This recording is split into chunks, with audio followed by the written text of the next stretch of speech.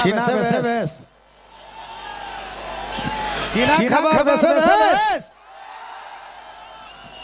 सबसे पहले तमाम दूर-दराज सवाल आयो आबा माए बाप हमारा इंस्टाग्राम फैमिली ब्रदर भाई मान और तमाम इनकर माए मान दीदी मान सब के माए अपन मन सब के अपन कलाकार मंडली मंडली अपने मन के जमा जमा नागपुरी जोहार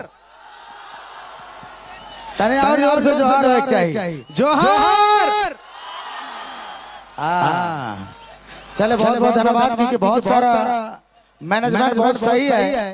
तमाम कमेटी के दादा मन के बहुत बहुत धन्यवाद जना थी बहुत बहुत शुक्रगुजार रही जेमन कर बदौलत हम यहाँ आली से कर लगे सबके बहुत बहुत धन्यवाद बहुत सारा शुभकामनाएं। अच्छा मुझे बतावा डांस चालू होला कि नहीं हुआ है? डांस चालू होला तो तोरे सब साथ से होला डांस फिर चालू करब हमरे लेकिन डांस करे के लगे नहीं डांस करे के लगे तने मूड बनाए पड़ेला आ मूड बनाए के लगे जब तक लिटिल पैक अगर पैक तने नहीं ले मजा नहीं लागी।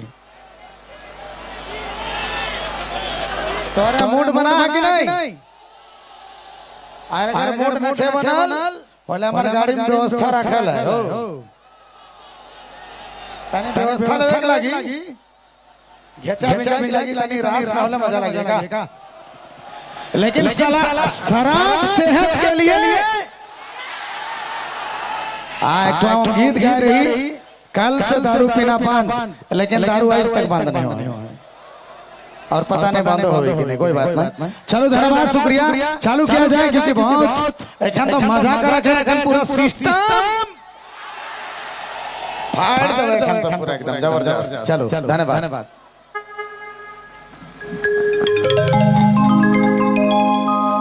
स्पेशली कमेटी के दादा मन के बहुत बहुत धन्यवाद फिर से हम बहुत बहुत धन्यवाद ज्ञापन करे चाहे तमाम कमेटी के भैया मन के।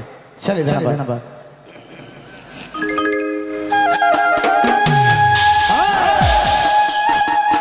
क्या साउंड है